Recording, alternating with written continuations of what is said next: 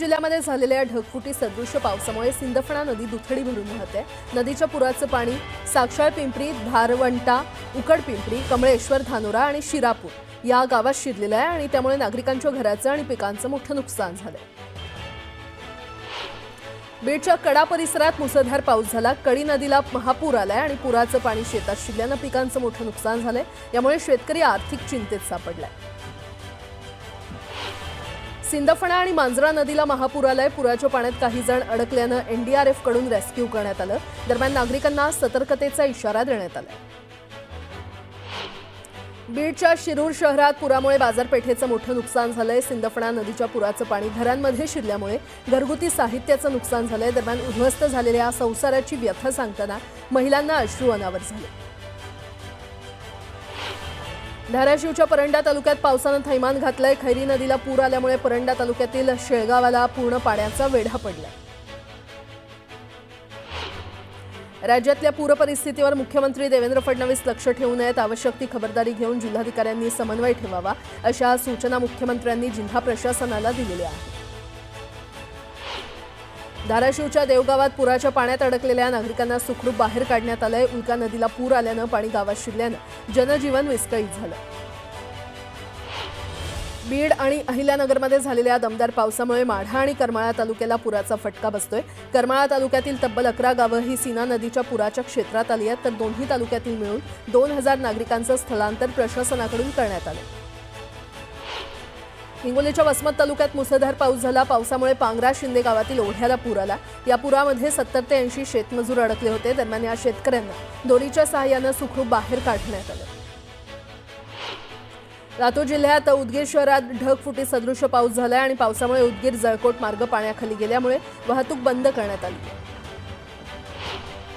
लातूर जिल्ह्यातील औराद शहरात मुसळधार पाऊस झाला। 1.5 तासात 60 मिलीमीटर पावसाची नोंद झाली आहे। पावसामुळे लातूर जहिराबाद राष्ट्रीय महामार्गावर मोठ्या प्रमाणात पाणी साचलंय।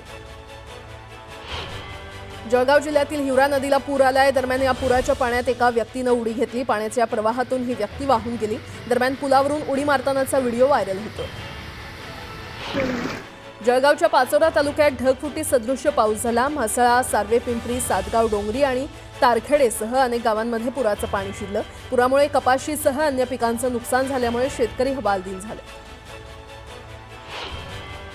बुलढाणा जिल्ह्यामध्ये मुसळधार पाऊस झाला। सोनोशीमध्ये ढगफुटी सदृश पाऊस झाल्यानं शेकडो हेक्टर शेती पिकाचं नुकसान झालंय। दरम्यान पुलावरून पुराचं पाणी जात असताना जनजीवन विस्कळीत झालं।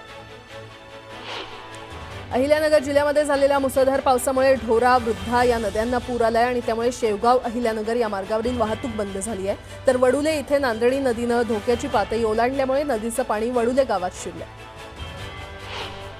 अहिल्यानगरच्या पाथर्डी तालुक्यातील पागोरी पिंपळगाव इथे झालेल्या मुसळधार पावसामुळे गावात पाणी शिरलं। दरम्यान गावातील नागरिकांना दोरीच्या सहाय्यानं बाहेर काढण्यात येतं। छत्रपती संभाजीनगरच्या वैजापूर तालुक्यात भर पावसात शिवसेना उबाठा पक्षाचे नेते अंबादास दानवे यांनी नुकसानग्रस्त भागाची पाहणी केली। सरकारनं तातडीनं पंचनामे करून नुकसान भरपाई द्यावी अशी मागणी त्यांनी यावेळी केली। सोयगाव तालुक्यातील बनोटी आणि सिल्लोड तालुक्यातील आमठाणा इथे आणि इतर मंडळात अतिवृष्टीमुळे पिकांचं मोठं नुकसान झालंय। दरम्यान आमदार अब्दुल सत्तार यांनी नुकसानीची पाहणी केली। बीडच्या शिरूर तालुक्यातील शिरापूर परिसरात पुराच्या पाण्यात अडकलेल्या 5 नागरिकांना स्थानिक आपत्ती व्यवस्थापनाच्या टीमनं सुखरूप बाहेर काढलं। या घटनेची माहिती मिळताच आमदार संदीप क्षीरसागर यांनी तातडीनं प्रशासनाशी संपर्क साधला। वाशिम जिल्ह्यामध्ये झालेल्या अतिमुसळधार पावसामुळे सोयाबीन, तूर, कपाशी आणि हळद पिकं पाण्याखाली गेलेली आहेत। पावसामुळे पिकांचं नुकसान झाल्यामुळे शेतकरी हवालदिल झालाय। नंदुरबार शहरात जोरदार पाऊस झाला। पावसामुळे शहरातील सखल भागात पाणी साचल्यामुळे रस्त्यांना तलावाचं स्वरूप आलं। पालघरमध्ये जोरदार पावसानं हजेरी लावली आणि यामुळे भात शेतीचं मोठं नुकसान झालंय। यामुळे भात उत्पादक शेतकरी संकटात सापडलाय।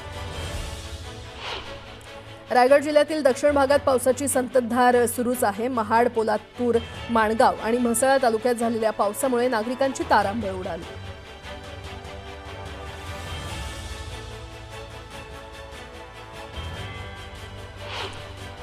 अमरावती जिल्ह्यामध्ये सततच्या पावसाचा संत्रा बागेला मोठा फटका बसलाय। संत्र्याची मोठ्या प्रमाणात गळती होत असल्याने संत्रा उत्पादक शेतकरी चिंतेत सापडलाय। दरम्यान तातडीनं पंचनामा करून नुकसान भरपाई देण्याची मागणी शेतकऱ्यांनी केली आहे।